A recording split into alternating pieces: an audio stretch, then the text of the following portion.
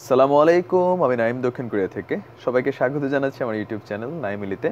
যদি ভালো লাগে সাবস্ক্রাইব করে পাশে থাকা বেল আইকনটা ক্লিক করে রাখবেন, আর যদি ভালো না লাগে দেখতে থাকুন, দেখতে দেখতে ভালো লাগে ভালোবাসা হয়ে যাবে ইনশাআল্লাহ। তো আজকে একটা গান করব, প্রথমে 2 লাইন, তারপরে মেইন আলোচনায় যাব। এই গানটা হচ্ছে আমাদের এই মুহূর্তে টাঙ্গাইলের সখীপুরে জেলে বন্দি থাকা অবস্থায় সাব্বির আহমেদ ভাইয়ের হয়তো মনে মনে ঠিক এই গানটাই তার কাজ করছে। গানটা হয়তো কিছুটা এরকম: তুমি যেই ক্ষতি করলায় আমার, তুমি যে ক্ষতি করলায় আমার, আল্লাহে করবে তোমার বিচার, পারুল আল্লাহে করবে তোমার বিচার। খুব ভালো গান গাই না, মাঝে মাঝে ফেসবুকে গানের লাইভ করি, গরিবের ছায়া ছন্দ। জি, তো পারুল পারুল আল্লাহ করবে তোমার বিচার। কেন পারুলের বিচার আল্লাহ করবে? সাব্বির ভাই বা কেন এই মুহূর্তে বসে টাঙ্গাইলের জেলখানায় বসে পারুলের জন্য গান গাচ্ছেন? জি, পারুল হচ্ছে আপনার টাঙ্গাইল সখীপুর থানার একজন পুলিশ কনস্টেবলের নাম।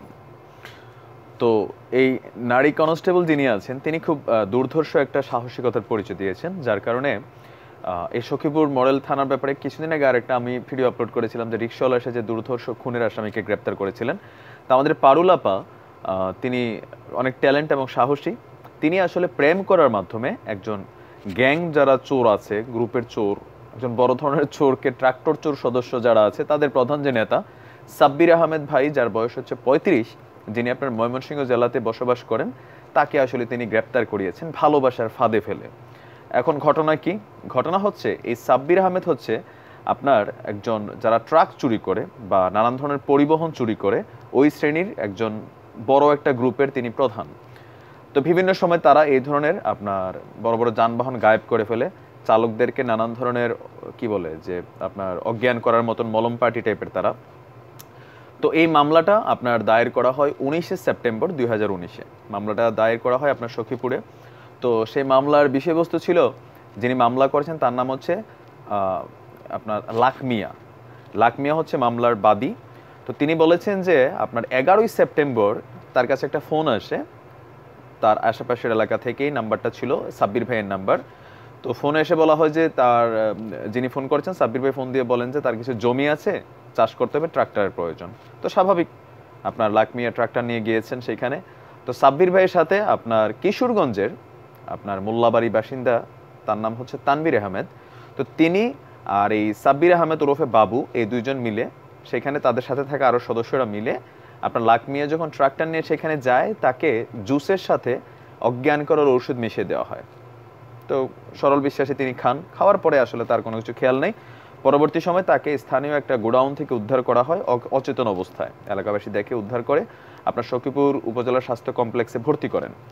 তো ভর্তি করার পরে তার যখন জ্ঞান ফিরে 19শে সেপ্টেম্বর তিনি সখীপুর থানাতে এই মামলাটা করেন যে এইভাবে এইভাবে তার ট্রাক্টরটাও নিয়ে যায়, তার সাথে থাকা মোবাইল ফোনটাও নিয়ে যায়। তো পুলিশ তাকে কিছু গাইডলাইন দেয়। তো এর কয়েকদিন পরেই তার কাছে একটা ফোন নাম্বার থেকে ফোন আসে, বলা হয় যে 2 লক্ষ টাকা যদি তিনি দেন তাহলে তার ট্রাক্টরটা ফেরত দেওয়া হবে, তার মোবাইল ফোনটা ফেরত দেওয়া হবে। তো লাখমিয়া এই খবর স্থানীয় থানা পুলিশকে জানান। আপনার সখীপুর মডেল থানার যিনি ওসি আছেন আমির সাহেব, তার এই বক্তব্যগুলো, আর যে আরেকজন তদন্তকারী কর্মকর্তা আছে এসআই ওবায়দুল্লাহ, মানে তাদের বক্তব্যটা হচ্ছে এরকম আর কি। তো তারা পরে তার থেকে যেই নাম্বারটা থেকে ফোন আসে সেই নাম্বারটা তারা লাইকমে থেকে নেওয়ার পরে আমাদের মেইন যে হিরোইন আমাদের পারুল আপা, তাকে এই নাম্বারটা দেওয়া হয়। কারণ অনেক সময় আইন বিভিন্ন ধারাতে কাজ করে, ভালো পুলিশ মানে ট্যালেন্ট হবে, স্মার্ট হবে, পুলিশের কাজের ধারাবাহিকতা এমন হওয়া উচিত। আমি মাঝে মাঝে বলি যে অনেক ভালো পুলিশ আছে, ইচ্ছে করলে 1 মাসের ভিতরে 10 দিনের ভিতরে ঘটনা আপনার মামলা ডিসমিস। কিন্তু বড় বড় রাঘব বলদের বেলায় নানান বিধি, তারপর হচ্ছে বাধ্যকতার কারণে হয়তো পুলিশ ডিপার্টমেন্ট আপনার কাজ করতে পারে না। কোথাও কোথাও সৎ পুলিশও আছে, অসৎ পুলিশও আছে। তো পারুল আপা হচ্ছেন আমাদের আজকের গল্পের হিরোইন। তো তিনি এই নাম্বারে সাব্বির ভাইকে ফোন দেওয়া শুরু করেন। মিস কল থেকে শুরু হয়। তারপর সাব্বির ভাই হালকা ভালোবাসার, বয়স 35, যদিও বিয়ে সাথে করছে, তো তারপরেও প্রেমে পড়ে গেছেন। পারুল আপার সাথে দীর্ঘদিন তিনি কথা বলার পরে ডেটিং করার জন্য তিনি আপনার দেখা করতে আসেন। এটা হচ্ছে আপনার যেই কি বলা হয় যে পিএম কলেজ, যেটা PM model government school and college, আপনার এটা হচ্ছে সখীপুরের ওইখানেই মেবি। তো সেখানে স্কুলে কলেজে তিনি দেখা করতে আসেন তার প্রিয়তমার সাথে, পারুল আপার সাথে। তো পারুল আপা ওই মুহূর্তে সিভিল বেশে ছিলেন, আর তার সাথে যারা পুলিশ ছিল তারাও সাদা পোশাকে পরিহিত ছিল। তো আমাদের হিরো সাব্বির দেখা করতে যাওয়ার পরে পারুলাপা ভালোবাসার আলিঙ্গনের বদলে কলারের মধ্যে ধইরা, ঠিক আছে, তারপর সাথে থাকা যে পুলিশ ভেড়া ছিল তারা তাকে ওই মুহূর্তে গ্রেপ্তার করে। তো তার থেকে তথ্য আদায়ের ভিত্তিতে তানভীর আহমেদ 30 বছর বয়সের যিনি, তাকে আপনার গ্রেপ্তার করা হয়। তো তাদের দুজনকে গ্রেপ্তার করার পরে দুজনকে বাটাম দিয়া আপনার এই ট্রাক কোথায় আছে সেই খবর বের করা হয় যে এটা লালমনিরহাটের কালীগঞ্জে আছে। তো এই ট্রাক অলরেডি তারা বিক্রি করে দিয়েছিল 50,000 টাকাতে। তো সাব্বির আহমেদকে ধরার পরে ট্রাক বিক্রির সেই 50,000 টাকাও পুলিশ উদ্ধার করে। আর 29শে সেপ্টেম্বর তারা লালমনিরহাটের কালীগঞ্জ থেকে ওই যে আপনার ছিনতাইকৃত বা ক্ষয়ে যাওয়া লাকমিয়া ট্রাকটা উদ্ধার করে আর লাকমিয়াকে সেটা ফেরত দেয়। তো সখীপুর মডেল থানার পুলিশদের এই কর্মকাণ্ড আমি মনে করি খুবই পজিটিভ। এমনকি আমাদের যারা অনেক এলাকার অন্যান্য পুলিশরা আছেন, এই ধরনের বিচক্ষণতার পরিচয় দেওয়াটা সবারই প্রয়োজন। এখন আমাদের বাংলাদেশ সম্পর্কে অনেকে, পুলিশ সম্পর্কে আমরাও আলোচনা করি। কিছু কিছু অসৎ দুর্নীতিবাজ পুলিশের জন্য হাজারো ভালো ভালো পুলিশ কর্মকর্তা যারা আছেন তাদেরকে আমরা গালি দিই। পুলিশ মানে একটা আমাদের জন্য গালির একটা জায়গায় চলে গেছে। কিন্তু যখন এই ধরনের ভালো কাজ যারা করে তাদেরকে আমরা স্যালুট করি। আইনের মধ্যে এই ধরনের বিচক্ষণ মানুষেরই প্রয়োজন। এখন এখানে আরেকটা প্রসঙ্গ আছে, এই ঘটনার সাথে আমি বলি। মোবাইল ফোনে প্রেম, ফেসবুকে প্রেম, এই বিষয়টাতে অনেকে আছেন যারা আমার মতো একটু কম স্মার্ট আছেন। আমাদের জন্য ফেসবুক এবং মোবাইল ফোন হচ্ছে সবচেয়ে সুন্দর একটা উপায় প্রেম করার। যাবেন না, আমার কথাটা শুনে যান, আপনার জন্য জরুরি। বিশেষ করে আমার বোনদের জন্য, অনেক বোনরা দেখেন খুব বেশি সোশ্যাল মিডিয়াতে যে খবরটা আসে যে ফেসবুকে পরিচয়, মোবাইলে পরিচয়, তারপর প্রেমিকের সাথে দেখা করতে গিয়ে উৎপেতে থাকা গ্যাপ র্যাঙ্ক, মানে কি কয় গ্যাং রেপ, ঠিক আছে, এরকম হচ্ছেন অনেক বড়রা। আবার অনেকে আছেন, অনেক প্রেমিকরা আছেন, প্রেমিকের সাথে দেখা করতে গিয়ে সর্বস্ব খুইয়ে আসেন, সাথে থাকা মোবাইল ফোন, ক্যাশ টাকা। আবার অনেকে আছেন প্রেমিকার সাথে গিয়ে একটু মজা নেন, লিটনের ফ্ল্যাটে যান, 2 দিন পরে আপনার কাছে ভিডিও ফুটেজ আসে যে লিটনের ফ্ল্যাটে যে মজা নিছেন সেটার ভিডিও ফুটেজ, 5 লক্ষ টাকা দাও।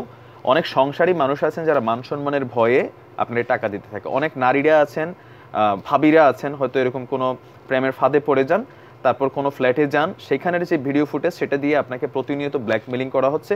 অনেকে আত্মহত্যা করছেন, অনেকদেরকে পুলিশে ধরছে। এখন মেইনলি যেটা হয়, একটা সংসার ভেঙে যায়, আত্মহত্যা হয়, সামাজিকভাবে মান সম্মান সব নষ্ট হয়ে যায়। সো ফেসবুকের যুগে, সোশ্যাল মিডিয়ার যুগে এটার ভালো দিক যেমন আছে, খারাপ দিকটা খুব বেশি। মেসেঞ্জার একটা মানুষ নক দিচ্ছে, আপনি তাকে চিনেন না, ফেসবুকের ছবি দেখছেন, ভাই আমার মতন কাল্লা মানুষও ফেসবুকে এডিট করে দিলে খুব স্মার্ট লাগবে। আমাদের জন্য খুব সুবিধা হয়েছে যারা, আর যারা স্মার্ট আছেন তাদের তো এমনি গার্লফ্রেন্ড জুইটা যায়, বয়ফ্রেন্ড জুইটা যায়। যারা আমার মতো একটু কম স্মার্ট, তারা আমরা ফেসবুকে মেসেঞ্জারে বিভিন্ন মেয়েদেরকে মেসেজ টেসেজ দিই। তো 10 জনটা দিলে কোনো এক সময় একজন কিন্তু ঠোকর মারে। সেই ঠোকর মারা থেকে কিন্তু যত ঝামেলাগুলো ক্রিয়েট হয়। ফেসবুকে পরিচয়, একজনের সাথে কথা বলতেছেন ভালো, কিন্তু তার সাথে আপনি দেখা করতে যাচ্ছেন তার বলা জায়গায়। আবার অনেকে আছেন ফেসবুকে নিজের পরিবারের মধ্যে কি কিনছেন, 5 ভরি স্বর্ণের ওজনের চেইন, তারপরে হচ্ছে বাচ্চাদের জন্য দামি হাতে আইফোনের ছবি দেন। এগুলো আছে এক ধরনের প্রতারক চক্র বা যারা টাউট শ্রেণী, তারা আপনাকে টার্গেট করে কোনো একজন স্মার্ট ছেলের সাথে আপনার ইনবক্সে নক করায়। আপনি ভাবছেন ছেলেটা স্মার্ট, মেয়েটা সুন্দরী, এত সুন্দরী একটা মেয়ে আমার মতন স্মার্ট মানুষরা যদি নক করে, তাতে আমরা একটু মনে করলাম নিজের নায়ক ভাবি। জি, এটা তাদের একটা ফাঁদ, যে খুব ভয়াবহ একটা সুন্দরী মেয়ে আমাকে নক দিয়ে বলতে, ভাই আপনি কি সুন্দর। অনেকে আমারও নক দেয়, বলে ভাই আপনি সুন্দর গান করেন। আমি অবশ্য আবেগে গলি না, তো এটা বাস্তবতা। তো এগুলাতে গইলা টইলা যারা ফাঁদে পড়েন, বললাম না যেগুলো খুবই সেন্সিটিভ। ফেসবুকে পরিচয় ঠিক আছে, আপনি পোস্ট করেন, লাইক করেন, কমেন্ট করেন, কিন্তু পার্সোনাল লাইফে ফেসবুকের পরিচিত বন্ধু বান্ধবের সাথে, বিশেষ করে প্রেমমূলক যেসব রিলেশন, এগুলাতে ভুলেও কখনো পা দিবেন না। আর ফেসবুকের মধ্যেও নিজেদের পারিবারিক যেই অর্নামেন্টস আছে, গহনা আছে, ঘরে কি আছে, আপনার বাচ্চা, হ্যাঁ মানে এই যে আপনার কি দামি ফোন চালান, এগুলাতে হয় কি এক শ্রেণীর মানুষ আপনাকে টার্গেট করে। অনেক সময় হয় যে আপনার এইসব জিনিস ঘট্টর দেখা ডাকাইতরা টার্গেট করে যে আজকে এই বাসাতে যাবো, কারণ ওনার বাসায় অনেক দামি দামি জিনিস দেখা গেছে।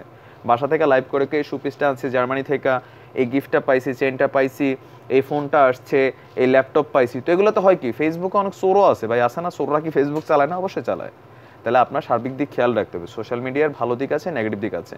এমনি পোস্ট করেন, লাইক করেন, কমেন্ট করেন, কিন্তু সব কিছু ফেসবুকে তুলে দিয়েন না, নাম্বার 1। নাম্বার 2, অপরিচিত সম্পর্ক যেগুলো ফেসবুকের মাধ্যমে গড়ায়, আমার বোনদের প্রতি আমি বলবো, একটা ছেলের জন্য এই সমাজে ধর্ষণ হওয়া বা 10 টাকা তার হারাই ফেলে এটা ব্যাপার না, কিন্তু এটা মেয়ের জন্য, বিশেষ করে যারা বিবাহিত আছেন, বিবাহযোগ্য আছেন, বাবা মা, নিজের আত্মীয় স্বজন, নিজের জীবনটা সারা জীবনের জন্য সোশ্যাল মিডিয়া ভাই সেকেন্ডের মধ্যে ভাইরাল হয়ে যাবেন।